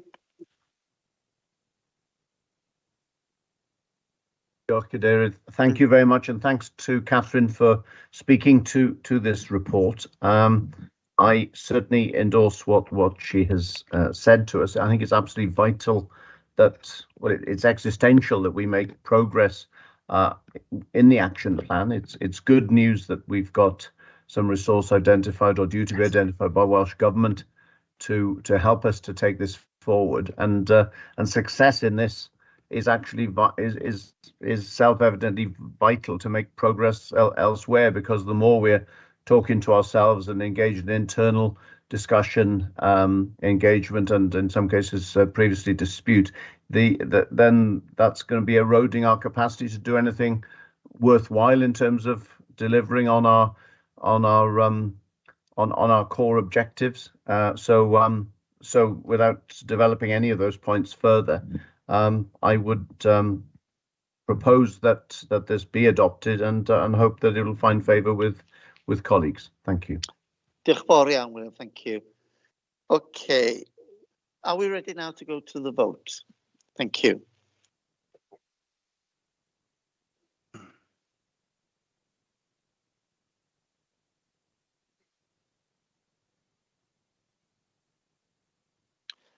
And I'll give a countdown of 10, 9, 8, 7, 6, 5, 4, 3, 2, 1. Thank you. You can tell I was an Apollo 5 baby, can't you? Out of that generation of going down. Okay, thank you. And that has been approved. And thank you very much for that, Catherine, and William as well for those comments. Thank you very much. And again, I'm going to hand over now for the issue of the presiding member nomination. And Mark, I think you're going to give us a steer and explanation on this one, aren't you? Chair, yes. We have an indication from from Councillor Simon Howarth, I believe, or maybe it's Oh, sorry. no longer relevant. Simon, sorry. Yeah, thank you, Chair. Sorry, Oh, Chair. I'm sorry, Simon, I'm okay. just a bit ahead of Mark there because we're one down on that committee. I just wanted an update, really, but you've just said there, Mark will brief us now on where we are. Thank you, Chair. Thank you very much, Simon. Thank you. Mark, sorry. Thank you, Chair. Chair, the standing orders provide for the appointment at an EGM of a presiding officer to stand in place of the Chair and the Deputy Chair if they are unavailable. It's a matter for members to self-nominate for that role of presiding officers. If there are no nominations, then members would need to suspend standing orders to remove that requirement until the next AGM. So I leave that over to members now, Chair. Thank you. Yeah. Okay then. So are there any nominations? I'm looking here.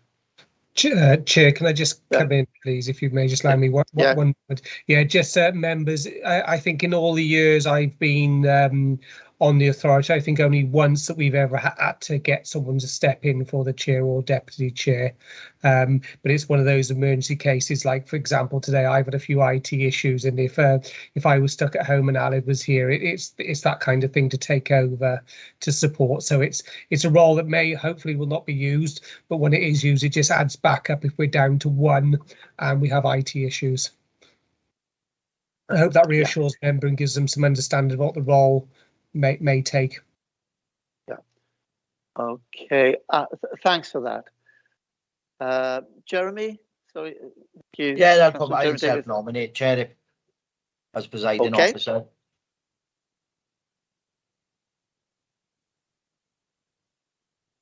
Sorry, you're on mute, Mark. You're on mute, Mark. Thank you. Apologies, thank you. If there are no other nominations, then in accordance with standing orders, there's no requirement for a ballot, and the appointment is deemed approved. Thank you, Chair. Thank you, and we're very grateful to you, Jeremy. And I'm sure that Gareth and I look forward to working with you on that one. Okay, then I think we're now going to move on to item 16, and Stephanie, would you just like to underline what we have in mind for the dates that are upcoming in 2022? Sure, thank you, Chair. So the report is pretty self-explanatory, but just for members of the public watching via our live stream, all our committee dates for 2022 were agreed in September of 2021, as they will be agreed in September of this year for the following year. However, with the decision to disband the Audit and Scrutiny Committee and replace that with two new committees, Finance and Performance and Audit and Risk, in order to, it's just best practice in achieving good governance. That does mean we have no committee dates agreed for the rest of this year. So it's quite an administratively complex thing to do in a normal year, given we have 6 local authorities that make up the national park.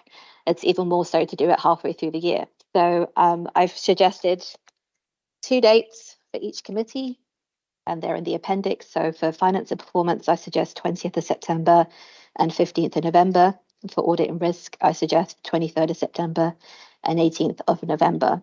And I would recommend members approve these dates so we can get them into our calendar for members of the public to be able to view them with as much notice as possible. Thank you, Chair.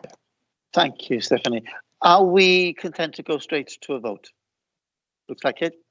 Okay, then, shall we go to a vote?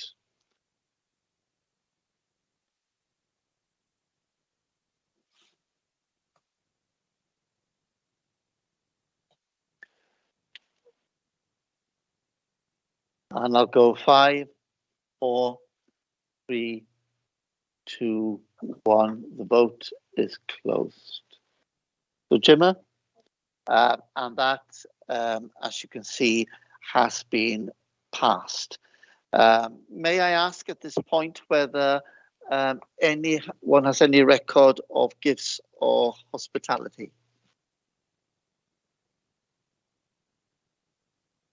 It doesn't look as if we've got any, so that's good.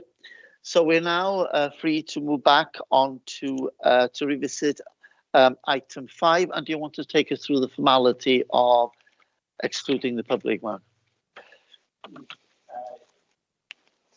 Not yet. This is in two parts, if I may.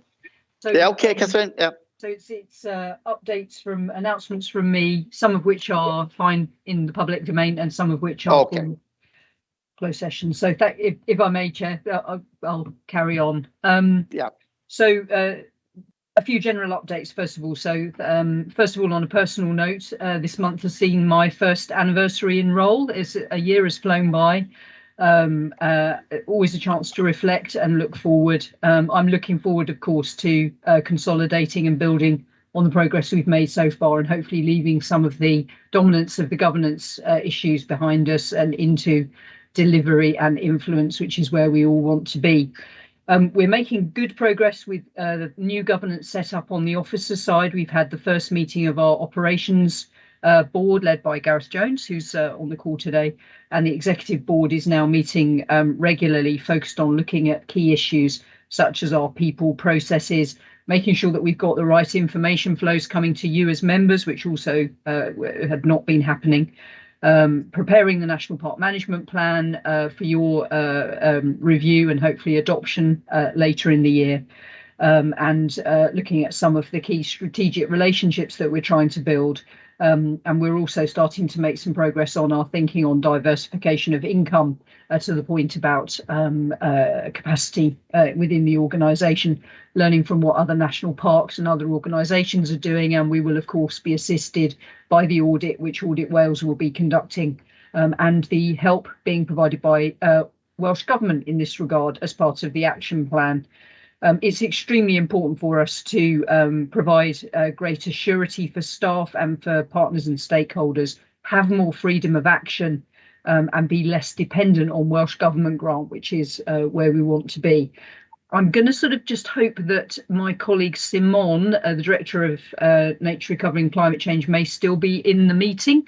Because we had some good news recently with our Sustainable Landscapes, Sustainable Places Welsh Government grant offer coming through, and we wanted to just very briefly take you through how we are planning to disperse that money. But Simone may have left. She has an important meeting with a member of Senedd shortly. So Simone, are you still in the meeting? I am. Thank you, Catherine. I've got about 5 more minutes left. So that's brilliant timing. Thank you, everybody. Nice to see you all.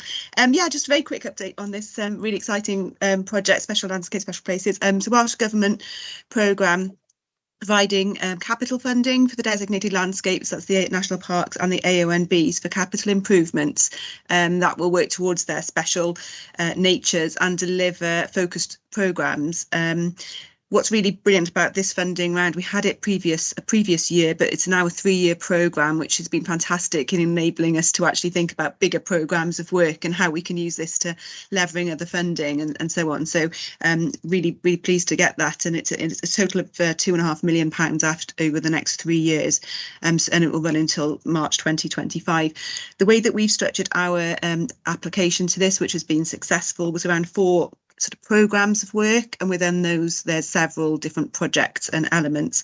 So we have one on peatland and upland restoration, which is focusing on decarbonisation and nature recovery, but obviously has access benefits as well. So a multiple benefit programme of work there.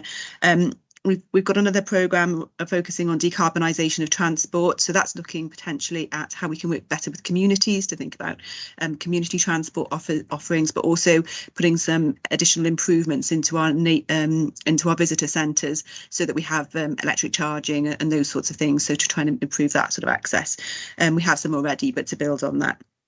Our third programme of work is around nature recovery. It's a large programme of work with various projects, which include things around ancient trees and some of our treescape mapping. Bless you. We have some around meadows and visitor riverine habitats, and also some funding there for protected species. So covering a few key areas for us there. And then the final one is with regards to sustainable tourism. And again, that's got 4 different bits within it. Two of the projects we put in around improving some of the facilities and accessibility of some of the facilities at some of our key areas. So some of the hotspots that were mentioned earlier, such as Waterfalls Country. And the other two are more around thinking around education work. So looking at some education facilities at one of the visitor centres, and also thinking about how we can engage with the public and visitors and the community around some of our phosphate issues and the river quality there. So, you know, a really comprehensive package. We've just got the go ahead this week, so we're just busy sort of dotting the I's and crossing the T's. But yeah, really pleased with that and happy to be able to tell you about it. Thank you. Simon, and just to, I'm going to sort of spare Simon and my colleagues blushes, but we did have some really excellent feedback from Welsh Government about the quality of our bid and the vision of our bid. And of course, for members, we'll be following through how we are doing with that spending as part of the work of our Finance and Performance Committee, and then obviously the reports coming to the full authority to start to get that sense of the flow of information through. Thank you ever so much, Simon. I know you're pressed for time. We just caught you. I was also pleased to attend my first Royal Welsh show. I did go one day with Gareth, our deputy chair. We were due to meet with Julie James, the minister, who was unfortunately not well. But we did meet Gianmarco Corrado, the senior official in responsible for the area of work of national parks and other designated landscapes. He noted the progress that we're making on dealing with the Audit Wales report, the progress with the National Park Management Plan, and we also talked about the update on member issues. We're really hoping, as a result of that meeting, that the Minister will come out to the park and visit us, and hopefully be able to engage with staff and members when they when she does come. We're sort of working with Welsh Government officials on that date. And we have also secured a series of meetings with Gianmarco and his senior colleagues to review how we're getting on, including some of these important capacity issues that we keep referring to. I was also invited to attend and attended, this is in my capacity as part of the USC, the Emergent USC Catchment Management Approach, to attend the First Minister's Summit on the issue of phosphates. It was the hottest day, I think, of the Royal Welsh show, so I think everyone did well to get through that, but he was clearly extremely committed. He chaired the event, emphasised the tone that he wanted to take, as in, you know, we're all in this together. This is no one sector of the community's problem over anyone else's. And I believe there will be a cadence of kind of follow-ups. And I was very reassured that these issues, which are really starting to have a very serious impact on Welsh national life, apart from anything else, are being seriously tackled by Welsh Government, working with partners across the place. On the topic of shows, we've got the Brecon show, our local show, coming up in a few weeks' time, week tomorrow on the 6th. An important show for us as part of our back out and about there. We're trying to get around the shows. I know colleagues are also going to the Lantony show, which I believe is on the same date. We'll have a presence at the show, a stand with Warden and other teams showcasing our work on trees, invasive non-native species, and an awful lot more.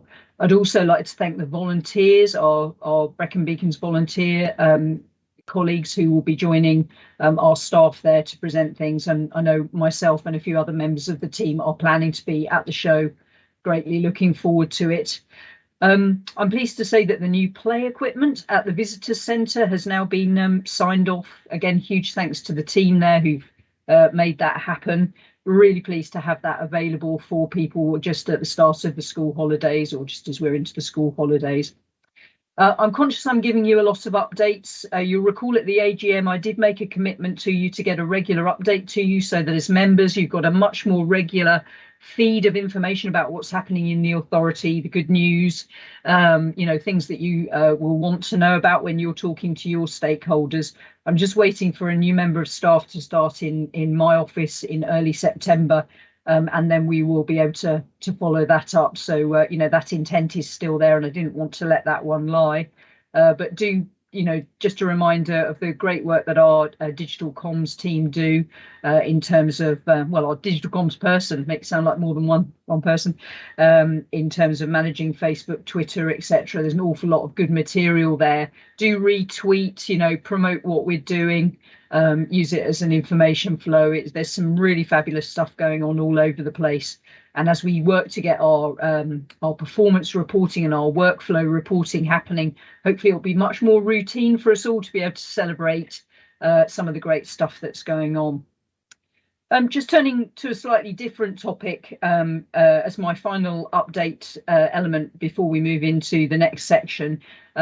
Really pleased on a personal note to welcome Jo, our Section 151 Officer and Finance Manager, into post. It's been a pleasure working with her so far.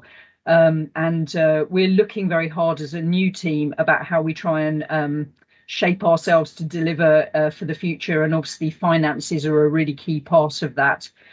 We're working hard to establish what our level of risk is on finance and what sort of headroom we've got. So, is there headroom within reserves? How can we move things around to make things manageable? And I will go through that position in more detail with members at the Finance and Performance Committee meeting in September, and obviously be walking Aled as our chair through that in advance of that. But I think it's important for me to flag that there is quite a lot of pressure in the finances. We did pass a sound budget as a National Park Authority when we met back in February. But there's been a lot of movement since then, actually, both positive and less positive. Just a reminder that we received a flat cash settlement, so no inflation settlement from Welsh Government for 3 years. Although the multi-year funding was welcome, you'll appreciate that along with every other public body, we are also feeling the pressure of inflation. The budget we set included a provision of 1% for staff pay, obviously one of our biggest expenses as an authority, and we have now had the final offer from the employer's side through, which we hope unions will accept or will be implemented in due course. Of course, whilst we welcome being an employer that pays fairly and ensures that our staff are not everyone's grappling with cost of living, but that there is a provision made for people to be able to cope with cost of living. I have to tell you that the final offer does lead us to a further £270,000 worth of additional pressure within our budget, so quite significant over and above the 1% that we've made provision for. So this adds into a series of other pressures. All our works, for example, materials, etc., are all subject to inflation, and everybody is putting their prices up. So we'll come back to this topic in more detail, but I did just want to put on the table with members the fact that there is quite a bit of pressure emerging in the budget. And of course, as we try and create capacity and headroom, reshape ourselves as an organisation, we need to create new posts or new partnerships which will help us to deliver, and many of those will come with additional costs. So a precursor there from me for what I think will be quite an ongoing debate for us through the autumn and into the winter.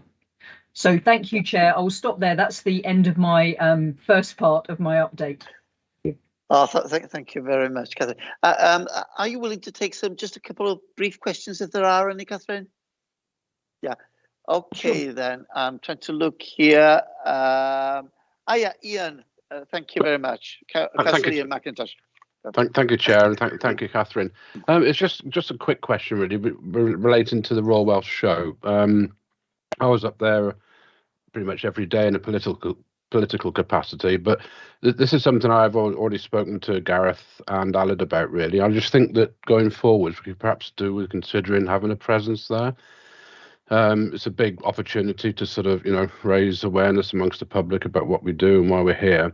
But I also think it might be worth exploring the possibility of perhaps doing a joint venture with Pembrokeshire and Snowdonia as well, perhaps, as it's a Welsh show. So I was wondering if perhaps we could consider that. Obviously, we've got a year to look into it now. So I just wanted to float that idea, really. I'll just take a couple more questions, Catherine, if I may.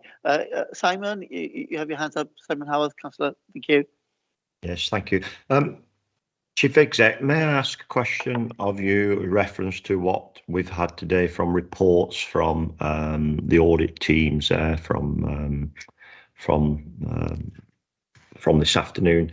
Reference to, could you supply us with a tree reference to staff vacancies in that tree? So starting yourself with the top and branch it all out for us, and can we have that as quickly as possible, really, on where we're going to go with bringing in what we need to bring in and capacity, etc., and costs, really, more than anything. As you know, we don't have anything, but we've been told we have to bring people in to deliver, so it'd be important for us. I know that will come up in some of the other meetings, but we have that in advance, every member, then we know them on what we can, because there'll be a decision to make on which direction we take, I think, as a national park, on what we think's best direction to take, because we're not going to deliver everything that we want on capacity, but it'd be nice to know what we feel will be the best way to go. Thank you, Chair. Thank you, sir. One more from William, I think. William Powell, thank you. You're on mute, William. There we are. The mouse wasn't cooperating, Chair. Sorry about that. Yes, thanks for that, and thanks to Catherine for such a comprehensive update of a very busy period. I'd agree with the comments made by Councillor Ian McIntosh with regard to desirability of being more visible in future Royal Welsh shows. I know from my own previous involvement in maintaining a presence with another organisation at the show, it's far from cost free, and it'll be part of the budget pressure. But I think it's not without cost to be absent as well, and that's something that I think we do need to seek to plan for in the time to come. But my question was around the issue of our future needs in terms of accommodation plan going forward, and I'd appreciate some reassurance that matter is something that will be on the forefront of our agenda in the coming months, because it's going to take some significant work to find the right combination of provision for the organisation, I think, in the months and years to come, because I think we're coming to a crunch in that regard. Finally, if I may, thank you for representing the authority at the First Minister's Summit. I was very pleased to receive from Gareth Jones news of the new direction from NRW with regard to phosphates, and I think that's a very valuable step forward. It was shared with all members on Monday afternoon, I believe, and already started to influence decision making in planning on Tuesday. And I think that's a really heartening thing. And if that's got anything to do with the content and deliberations at the summit, then your presence was even more helpful. So thank you very much. So, Catherine, quickly from you, if I may, before we go into the closed session.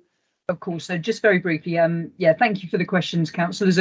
Councillor Ian, on the Royal Welsh presence, I absolutely agree.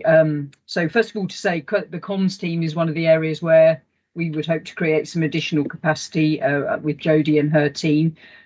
We did have a shared presence on I think the Powys stand for some of the show time, but we'd like to do something a bit more considered if we can. We've got a great new events vehicle and some mobile, some gazebos and things that we can take out, and we're sort of working our way up there.